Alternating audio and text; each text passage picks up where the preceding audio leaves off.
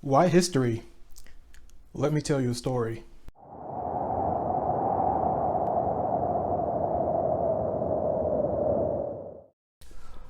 Again, the question is, why history?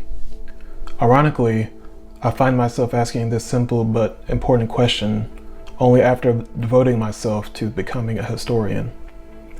I've always had a fascination with history since childhood, but I've only recently come to realize the depth and weight of this subject.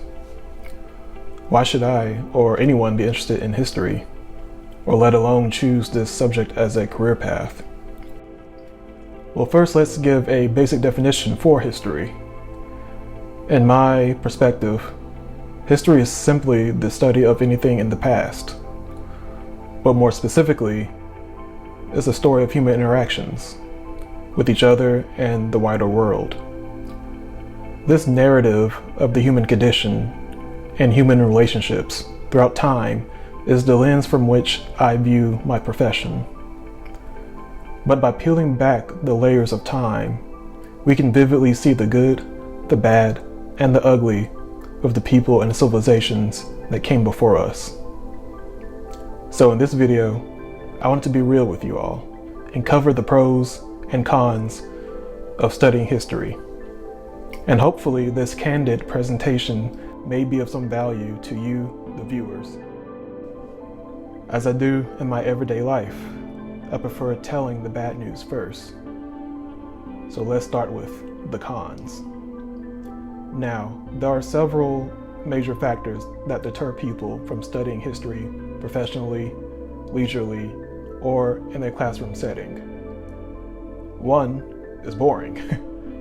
Two, you can't get a high-paying job that's on par with those people in STEM or in finance.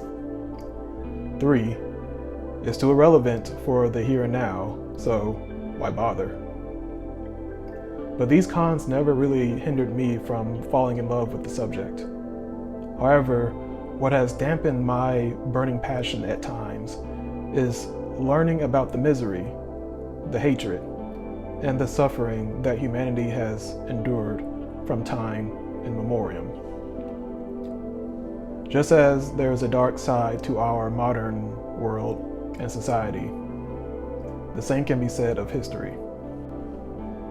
I have to admit, there was a time in which I hated history because I felt that people would never learn from the mistakes of the past.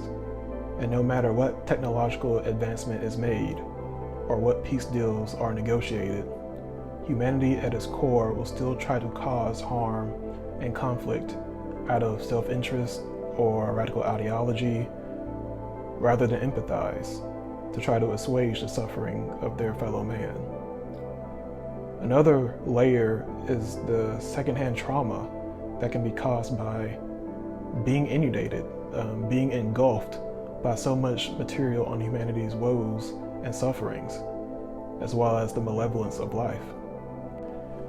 It was quite distressing to find out that no matter what time period or geographical location, intolerance, violence, bigotry, atrocities, and suffering were present within every human social group. Likewise, you empathize with people of the past and simply wish things had turned out differently. You put yourselves, even your loved ones, in their shoes, which can really change your outlook on matters. But this empathy not only extends to you seeing yourself as the victim, but as a perpetrator as well. And it makes you wonder if you or those around you are capable of committing such acts. Now, imposing our modern sensibilities, sentimentality, ethics, and morals onto the people of the past can be a bit problematic and anachronistic, granted. But I personally believe that there is this fundamental trait, this essence within all of us that makes us want to be more, to leave a legacy and impact on those around us and for future generations. This drive can be seen throughout historical and religious texts, through architecture, technology, the formation and defense of communities, and more. Furthermore, this drive can either be used to heal or to harm.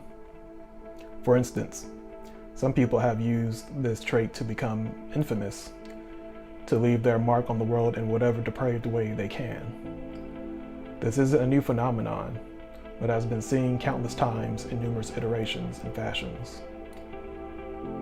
And reading these types of stories over and over again can take a toll on one's psyche and one's spirit.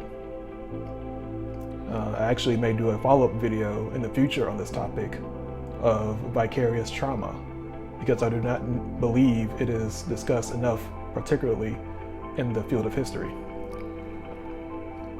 But the bottom line is that it's easy to lose one's way and wind up lost in the darkness. I believe this is the major downside to learning history. Not that it's too boring, or too impractical, or too irrelevant, but that it's extremely vivid and highly relevant to our present. So those are the cons, but what are the pros? Now I will say right out the gate that the pros severely outweigh the cons, especially if your outlook on life is not too fatalistic. One of my favorite sayings is, just because it is, doesn't mean it has to be. I believe people, societies, and individuals can change. I've seen it happen not only in my life, but in the lives of others in the past. So knowing this fact, there is indeed hope for a better future, where we are more understanding of one another in order to generate better outcomes. More than anything else, I want this channel to be inspirational. History is inspirational, in fact, or hispirational, if you will. I want history to teach us lessons, for the past can reveal to us so many relevant insights and truths. Moreover, being historically ignorant is like not knowing the backstory of your favorite character, or not knowing the past of someone close to you. You're just dropped right into the middle of things, or in the literary sense, in medias res. That type of ignorance irritated me as a child the first time I was shown a map, and I couldn't understand what was going on, but I wanted to. I personally believe it's my duty and responsibility as a historian to learn this knowledge, to interpret it, and to teach it. And if you're not a historian, or not even interested in history, just think about your own knowledge and experiences, and what you'd want the next generation to learn from you. I wouldn't ever want you to devalue your experiences, whether they were good or bad, but to tell others about them so that they can be better informed on what path they would like to go down. I'm very thankful for my family and extended family for passing on certain traditions and stories of previous generations. For I believe knowing this type of familial history promotes a sense of duty and honor to hold to heart the virtues and toils those before us experienced. So history isn't something just in a classroom setting, but it's deeply intimate and woven into our being. It explains some of the biases we have, why we operate in certain ways, why we enjoy certain food or entertainment even, and how we relate to groups internally and externally.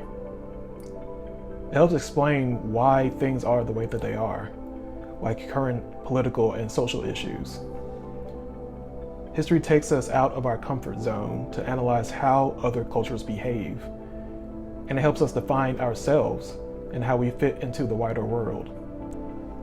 It's the story of us, our origin, knowing how we got to where we are today.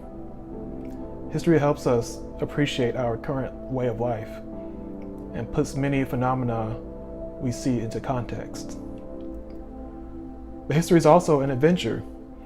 It's not just dry facts and dates, but a never-ending exploration and a journey, hence the name of this channel. As much as it can be depressing at times, it is more often uplifting, even transcendental in my opinion. It's like being lost in time or getting a sense of wanderlust, but for the past. I truly believe that this discipline can help us better ourselves in a myriad of ways. I'll just say as a word of advice, don't let the triumphs and sufferings of the past be in vain. We have such a short time here on this planet, and I want all of us to make the most of what we have in the present out of what we've learned from the past. That's why history.